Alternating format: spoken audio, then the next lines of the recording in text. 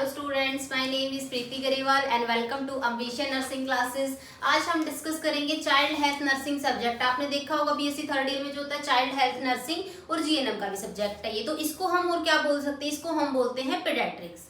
ठीक है, तो सबसे पहले हम क्या देखेंगे, जो चाइल्ड हेल्थ नर्सिंग है, जो पीडियाट्रिक्स है, वो किन वर्ड से मिलकर ड्राइव्ड हुआ है। सबसे पहले जो पीडियाट्रिक्स है वो हमारा दो वर्ड से आया है। किन किन से? एक तो है हमारा पीडिया, ठीक है, और एक है हमारा आइट्रिक्स। ठीक है, पीडिया का मतलब होता है चाइल्ड और आइट्रिक्स का मतलब होता है ट्रीटमेंट।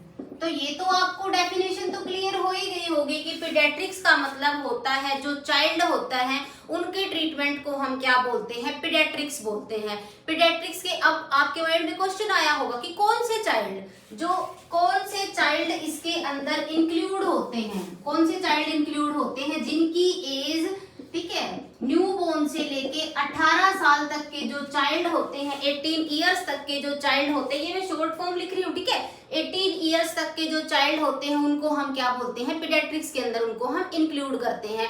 अब आपके माइंड में क्वेश्चन आता होगा कि पीडियाट्रिक्स है वो किसने बनाया है, ठीक है, इसका फादर कौन है। तो फादर ऑफ पीडियाट्रिक्स हमारा कौन है, अब्राहम जैकब। ठीक है, फादर ऑफ पीडियाट्रिक्स। ठीक है, क्या बताया मैंने, father of paediatrics? Father of paediatric मैंने बताया है अब्राहम जैकब।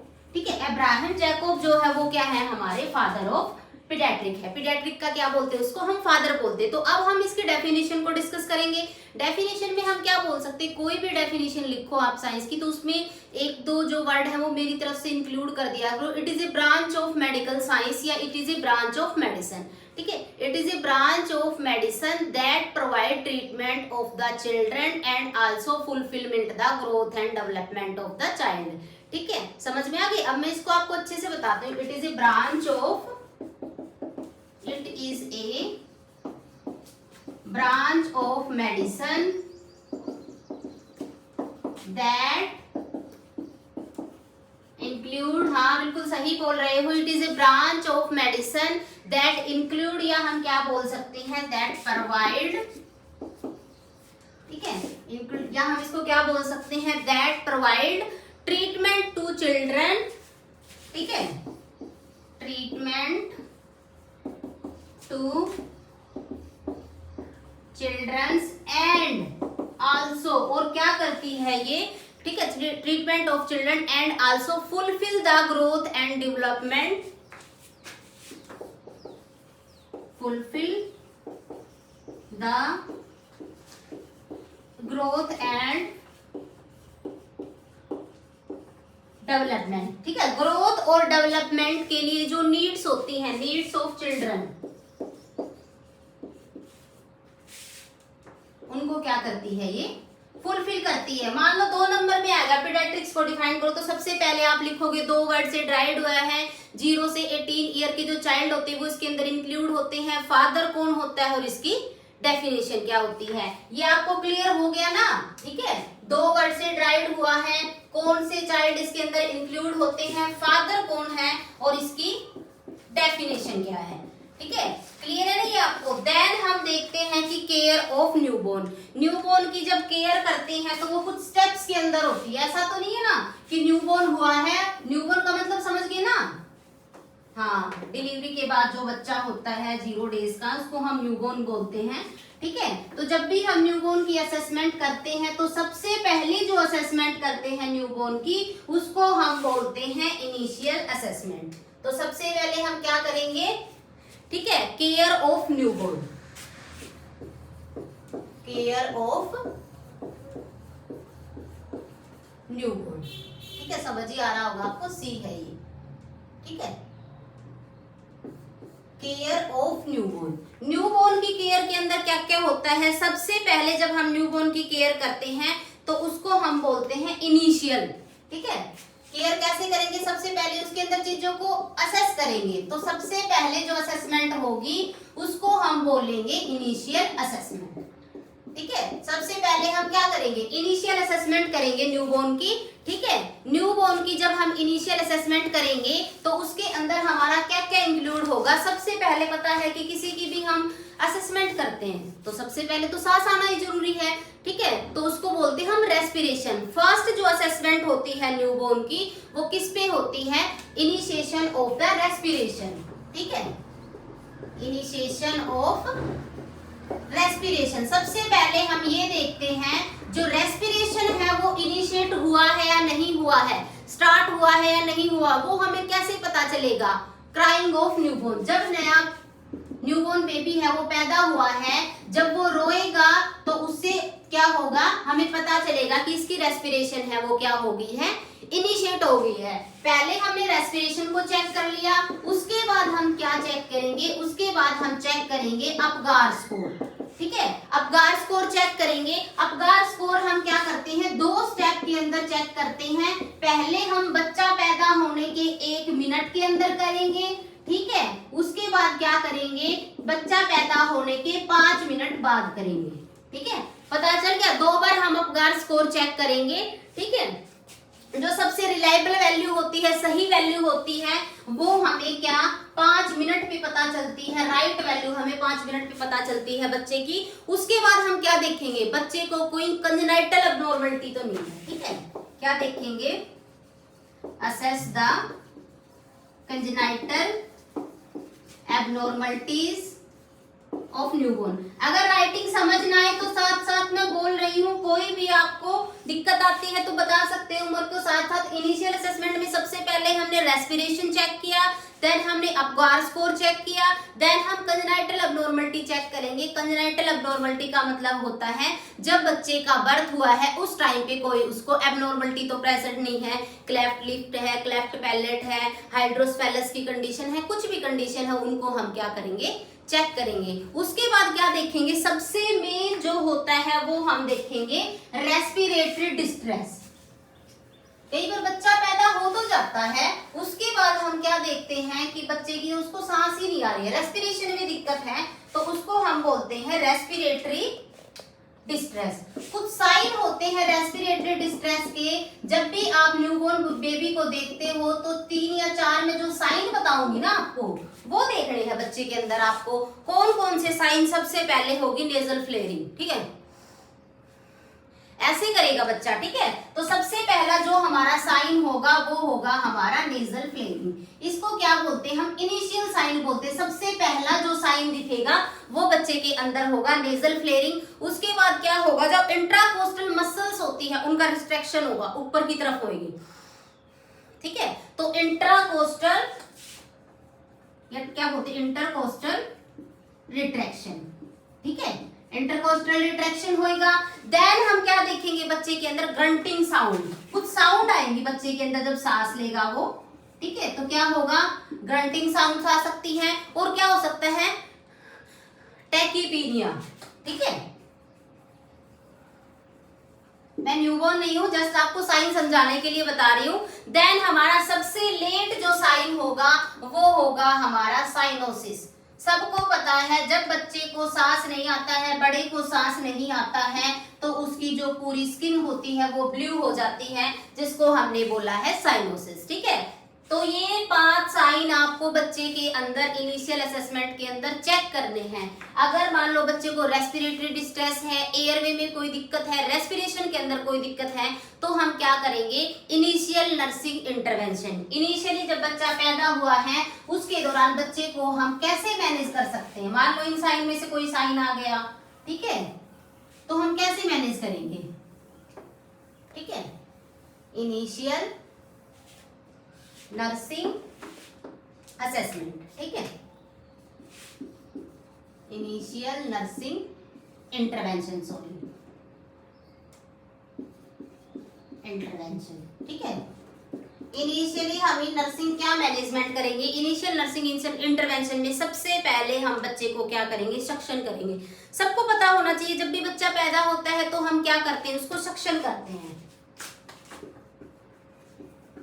सक्शनिंग करेंगे, ठीक है। सक्शनिंग की स्पेलिंग पता है ना, SU, ठीक है, TI, सक्शनिंग। सबसे पहले हम बच्चे को क्या करेंगे, सक्शन करेंगे, ठीक है। सक्शन क्यों करते हैं हम बताओ, बिल्कुल सही बोल रहे हो। सक्शनिंग हम बच्चे की एयरवे को क्लियर करने के लिए करते हैं, ठीक है। ठीक है, एयरवे क्लियरेंस, एयरवे क्लियरेंस, ठीक है। एयरवे को क्लियर करने के लिए हम क्या करते हैं, सक्शनिंग करते हैं, ठीक है। पता होना चाहिए हम दो टाइप से सक्शनिंग करते हैं। दो टाइप से कैसे करते हैं, हम ओरल से भी सक्शन करते हैं बच्चे को और हम नेजल से भी सक्शन करते हैं। तो सबसे बड़ा जो कंफ्यूजन होता है वो ये होता है कि हम पहले सक्शन ओरल से करेंगे या देन हम सक्शन नेजल से करेंगे। तो मैं आपको क्लियर कर देती हूँ, सबसे पहले जो फर्स्ट है वो हमें ओरल से करना है, देन सेकंड हमें कहाँ से करना है, नेजल कैविटी से करना है। पता चल गया ना, सक्शन हमें पहले ओरल कैविटी को साफ करना है, बच्चे के अंदर जो फ्लूइड आए हैं, उसके बाद हमें उसकी नेजल कैविटी को क्लियर करना है। जब हम सक्शन कर रहे हैं तो सक्शन का प्रेशर देखना है, ठीक है। सक्शन का प्रेशर देखेंगे हम, टर्म बेबी के अंदर कितना होगा, जो प्री टर्म बेबी है उसके अंदर कितना होगा। इन दोनों चीजों को ध्यान रखना है। जो टर्म बेबी है उसके अंदर हम 60 to 80 mm Hg pressure use करेंगे, एंड देन जो प्री टर्म बेबी होता है उसके अंदर हम कितना लेंगे, कम लेंगे। कम कितना लेंगे, 40 to 60 mm Hg लेंगे। अगर मान लो किसी अडल्ट पर्सन को हम सक्शन कर रहे हैं, ठीक है, क्वेश्चन आ गया, अगर हम अडल्ट पर्सन को सक्शन कर रहे हैं तो उसमें हम 100 to 120 mm Hg क्या करेंगे, सक्शन प्रेशर का यूज करेंगे। अगर हम किसी ओल्डर चिल्ड्रन को यूज कर रहे हैं, ठीक है, अगर हम ओल्डर चिल्ड्रन के लिए यूज कर रहे हैं तो उसमें हम 80 to 100 mm Hg यूज करेंगे। जो भी मैं आपको बता रही हूँ ना, तो इनमें से आपके जो क्वेश्चन हैं वो किस में आएंगे, थ्योरेटिकल पार्ट में भी आएंगे। अगर आप कोई भी कॉम्पिटिटिव एग्जाम दे रहे हैं उसके अंदर 101% सक्शन से क्वेश्चन आता ही आता है। और ये भी आता है कि सक्शन पहले आप नोज से करोगे या ओरल से करोगे। सभी अपना ज्यादा दिमाग लगाते हैं, सोचते पहले तो नाक को क्लियर करेंगे, नहीं, पहले हमें ओरल कैविटी को क्लियर करना है, देन हमें नेजल कैविटी को क्लियर करना है, ठीक है। टाइम पे भी क्वेश्चन आता है, ठीक है, टाइम पे क्वेश्चन आता है कि जो सक्शनिंग है उसका टाइम कितना होना चाहिए, उसका टाइम होना चाहिए 5 से 10 सेकंड के लिए होना चाहिए। अगर 5 से 10 सेकंड से ज्यादा होता है, ठीक है, प्रॉन्ग्ड सक्शनिंग क्या कॉज कर सकती है, हाइपोक्सिया कॉज कर सकती है, ठीक है। अच्छे से बता देती हूँ आपको, ठीक है। टाइम कितना होना चाहिए, 5 to 10 सेकेंड। और जो प्रॉन्ग्ड सक्शनिंग होती है, लंबे टाइम तक सक्शन करना, ठीक है, तो वो क्या कॉज कर सकती है, हाइपोक्सिया कॉज कर सकती है, ठीक है। तो पता होना चाहिए आपको टाइम कितना लगता है, ठीक है, और लंबे टाइम तक सक्शनिंग करने से क्या क्या हो सकता है, ठीक है। पहले हमने क्या किया, इनिशियल असेसमेंट की। इनिशियल असेसमेंट में कोई दिक्कत है तो हमने एज ए नर्स क्या किया, उसको इंटरवेंशन दी, उसको हमने ट्रीटमेंट दिया। देन हमारा सेकंड काम क्या होता है, बच्चे की जो अम्बिलिकल कॉर्ड है उसको हमें क्या करना है, कट करना है, ठीक है। तो वो भी सिखा देते हैं कि अगर आपको बच्चे की अम्बिलिकल कॉर्ड को कट करना है तो आप कैसे कट करेंगे, ठीक है। तो सेकंड जो हमारा है वो है हमारा umbilical cord cutting. Umbilical cord cutting दिख रहा है ना, क्या होगा हमारा umbilical cord cutting. Umbilical cord cutting में क्या होगा, हम क्लैंप अप्लाई करते हैं। एग्जांपल के तौर पे मैं न्यूबॉर्न बेबी हूँ, ये मेरी अम्बिलिकल कॉर्ड है, एक क्लैंप हमें यहाँ अप्लाई करनी है, एक हमें यहाँ अप्लाई करनी है। पहली जो क्लैंप अप्लाई करूंगी वो मेरे को क्या करना है, जो मेन अम्बिलिकल कॉर्ड है उससे 2.5 सेंटीमीटर यहाँ पे, ठीक है। दूसरी भी अम्बिलिकल कॉर्ड, सॉरी, पहली हमने 5 सेंटीमीटर पे अप्लाई करनी है, दूसरी हमने 2.5 सेंटीमीटर पे अप्लाई करनी है। बीच से क्या कर देना है, कट कर देना है। समझ आ गया ना, ठीक है। बता देती हूँ थोड़ा अच्छे से आपको। जैसे ये हमारा न्यूबॉर्न बेबी हो गया, ये इसकी अम्बिलिकल कॉर्ड होगी। पहली जो क्लिप लगाएंगे वो हमें 5 सेंटीमीटर पे लगानी है, दूसरी जो क्लिप लगाएंगे वो हमें 2.5 सेंटीमीटर पे लगानी है, और बीच से क्या कर देना है, हमने अम्बिलिकल कॉर्ड को कट कर देना है। बिल्कुल इजीली बताया है ना। पहली क्लैंप हमें 5 सेंटीमीटर पे अप्लाई करनी है, सेकंड क्लैंप हमें 2.5 सेंटीमीटर पे अप्लाई करनी है, देन बिटवीन दोनों क्लैंप के बीच से अम्बिलिकल कॉर्ड को हमें कट कर देना है, ठीक है। लिखना भी पड़ेगा आपको, बता तो दिया है ना मैंने, ठीक है। तो लिखेंगे हम कैसे इसको, apply first clamp at the distance of, apply first clamp at the distance of 5 centimeter. Apply second clamp at the distance of 2.5 centimetre. ठीक है, 2.5 सेंटीमीटर पे. ठीक है, 2.5 centimetre of umbilicus of newborn. ठीक है, उसके बाद क्या करेंगे, cut the umbilical cord between the two clamp. Cut the umbilical cord between two clamp. Two clamp से क्या कर देंगे हम, अम्बिलिकल कॉर्ड को क्या कर देंगे हम, कट कर देंगे. ठीक है, अम्बिलिकल कॉर्ड को 2 क्लैम्प से क्या कर देंगे हम, कट कर देंगे. उसके बाद क्या करेंगे, जो रिमेनिंग लेंथ रहनी चाहिए. ठीक है, ये जो लेंथ बचनी चाहिए ना, वो कितनी होनी चाहिए. जैसे मान लो ये जो लेंथ है वो हमारी कितनी बचनी चाहिए, 3 से 4 सेंटीमीटर तक बचनी चाहिए. ठीक है, तो क्या है, normal remaining length of umbilical cord.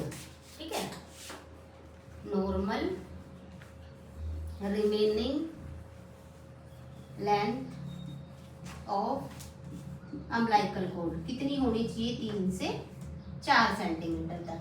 ठीक है, 3 से 4 सेंटीमीटर तक इसकी. फिर उसके बाद क्या करेंगे, प्लास्टिक कॉर्ड क्लैंप को क्या कर देंगे हम.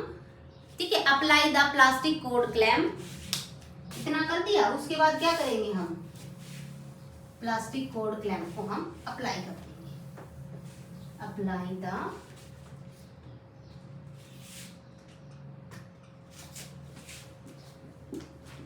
Apply the plastic cord clamp. Plastic cord clamp को क्या कर देंगे हम, अप्लाई कर देंगे. उसकी अप्लाई करने के बाद कोचर फोर्सेप्स जो हमने लगाई थी उसको रिमूव कर देंगे. Remove the. आपको बताना है अम्बिलिकल कॉर्ड को कट करने के लिए किन किन इंस्ट्रूमेंट की रिक्वायरमेंट होती है, वो आपको कमेंट सेक्शन के अंदर कमेंट करने हैं. अगर कोई बेबी है वो हाई रिस्क न्यूबॉर्न बेबी है, तो हाई रिस्क न्यूबॉर्न बेबी के अंदर, in case baby is high risk, तो रिमेनिंग अम्बिलिकल कॉर्ड लेंथ, तो उसके लिए जो रिमेनिंग अम्बिलिकल कॉर्ड की लेंथ है वो कितनी होनी चाहिए, 8 सेंटीमीटर होनी चाहिए. 8 सेंटीमीटर क्यों होनी चाहिए, क्योंकि जो हाई रिस्क बेबी होते हैं उनके अंदर आईवी कैनुलेशन करनी पड़ती है, जिनके लिए अम्बिलिकल कॉर्ड के अंदर आईवी कैनुलेशन करते हैं. इसके लिए उसकी लेंथ कितनी होनी चाहिए, 8 सेंटीमीटर होनी चाहिए. ठीक है, तो आज हमने 2 टॉपिक, नॉर्मल हमने इंट्रोडक्शन देखा है. इंट्रोडक्शन के बाद हमने क्या देखा है, इनिशियल असेसमेंट क्या करेंगे, उसके बाद अम्बिलिकल कॉर्ड को कट कैसे करेंगे. ठीक है, तो दोबारा मिलते हैं आपसे. तो उस टाइम हम डिस्कस करेंगे अपगार स्कोर के बारे में, कि अपगार स्कोर है वो किसने डिस्कवर किया, मिनिमम मार्क्स कितने होते हैं, मैक्सिमम मार्क्स कितने होते हैं, कैसे पता लगाएंगे कि बच्चे की फाइंडिंग्स हैं, वो हम अपगार स्कोर से पता लगाते हैं. 1 मिनट पे चेक करते हैं, 5 मिनट पे, सब कुछ हम डिस्कस करेंगे. मिलते हैं हम दोबारा एक ब्रेक के बाद. तब तक के लिए बाय बाय. और जो मैंने आपको क्वेश्चन बताया है वो आपको कमेंट सेक्शन में उसका आंसर देना है. क्या आंसर देना है, कि जो कोड, मान लो कि जो high risk baby, umbilical cord को कट करने के लिए किन किन इंस्ट्रूमेंट की रिक्वायरमेंट होती है, वो आप कमेंट सेक्शन में कमेंट करके मेरे को बताओगे. एंड तब तक के लिए bye bye and thank you.